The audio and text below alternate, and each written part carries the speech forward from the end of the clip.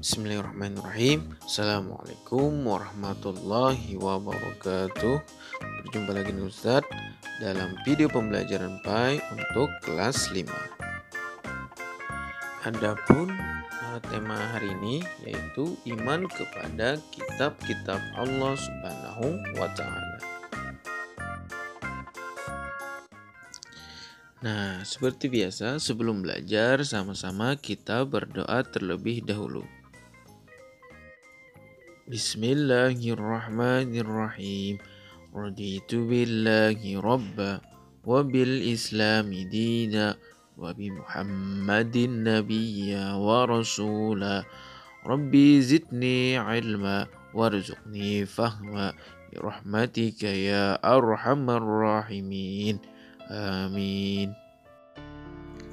Nah, anak-anak, silakan buka buku PAI-nya halaman 41 sampai halaman 44. Nah, anak-anak yang soleh dan soleh Ustadz, sebelum belajar, sama-sama kita tadarus.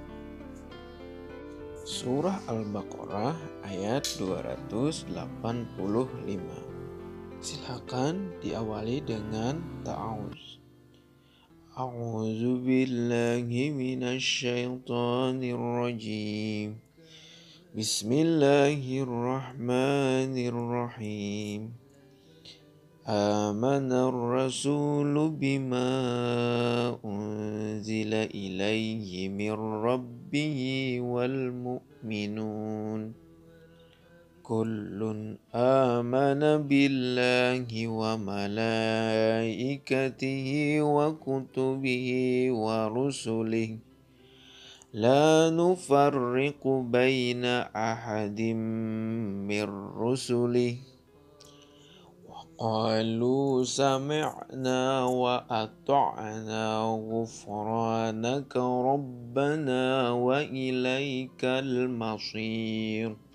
Sadaqallahul azim. Nah, sebelum lanjut ke pembelajaran inti, Ustadz akan membacakan tujuan pembelajaran pada hari ini. Yang pertama, tujuannya adalah memahami iman kepada kitab-kitab Allah. Yang kedua, meyakini Al-Quran sebagai kitab terakhir.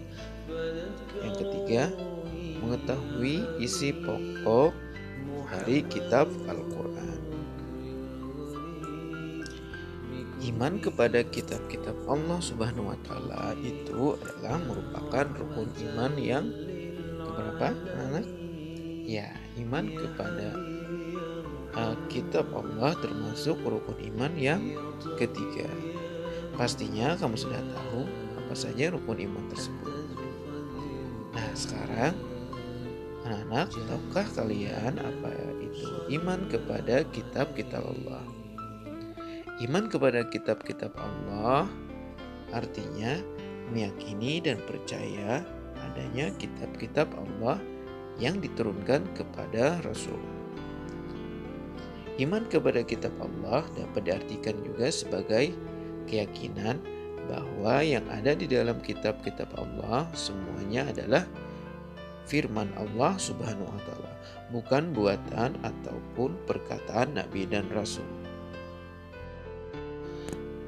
Nah, anak-anak, siapa yang masih ingat malaikat yang bertugas menyampaikan wahyu dari Allah kepada Rasul? Masih ingat siapa nama malaikatnya? Iya, betul sekali. Kitab-kitab Allah diturunkan melalui perantara malaikat Jibril. Tentunya kamu masih ingat tugas malaikat Jibril. Nah, lalu tahukah kamu tujuan dan hikmah diturunkannya kitab-kitab Allah? Tujuan diturunkannya kitab-kitab Allah adalah sebagai pedoman hidup manusia agar selamat di dunia dan selamat di akhirat. Orang yang beriman kepada kitab-kitab Allah akan selamat dari kesesatan dan siksa api neraka.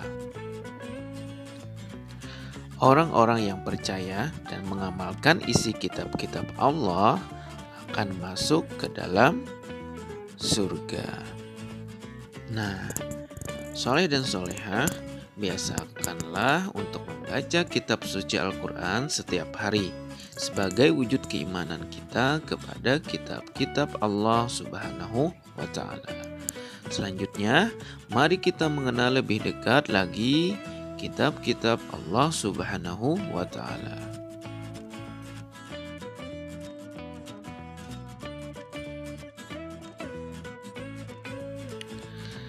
Nama-nama kitab Allah Subhanahu wa Ta'ala dan Rasul penerimanya.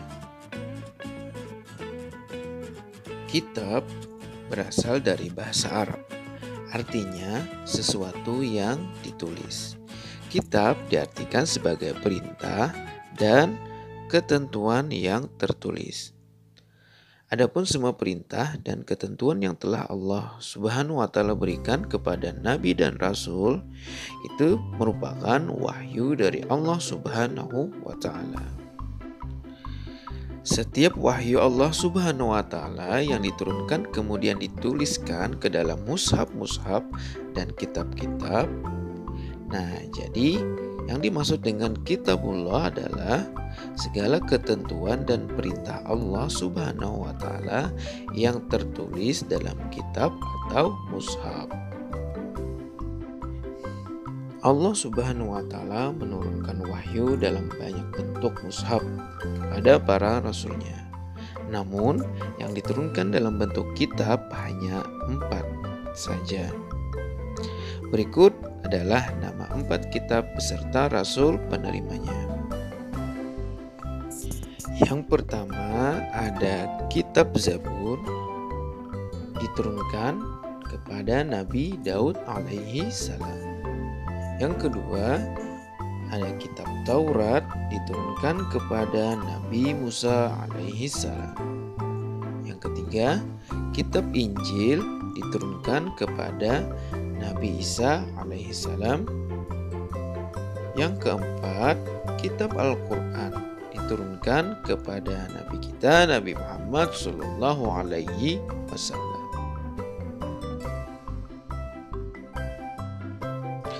Lalu, bagaimana dengan mushaf-mushaf Allah? Kepada siapakah mushaf-mushaf itu diturunkan? Mushaf-mushaf yang berisi wahyu Allah Subhanahu wa Ta'ala juga diberikan kepada beberapa rasul selain yang 4 tadi. Nah, salah satunya diberikan kepada Nabi Ibrahim alaihissalam yang dikenal dengan Mushaf Ibrahim. Nah, sampai di sini dulu pembelajaran kita pada hari ini. Untuk kesimpulan, yang pertama, iman kepada kitab-kitab Allah artinya meyakini adanya kitab-kitab Allah yang diturunkan kepada Rasul Allah.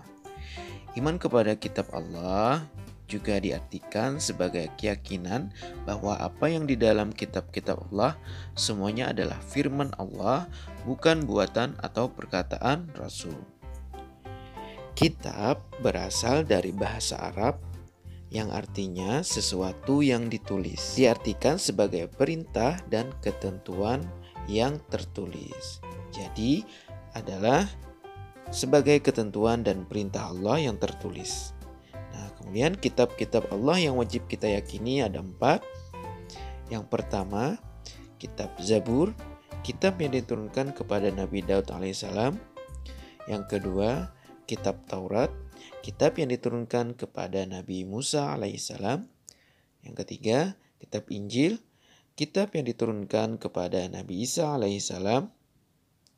Yang keempat, kitab Al-Quran, kitab yang diturunkan kepada Nabi kita Nabi Muhammad sallallahu alaihi wasallam. Nah, baiklah anak-anak, sebelum mengakhiri pembelajaran sama-sama kita membaca hamdalah. Alhamdulillahi rabbil alamin. Setelah hilaf maaf, semoga dengan video pembelajaran hari ini bermanfaat Ustadz dan untuk kalian. Wassalamualaikum warahmatullahi wabarakatuh.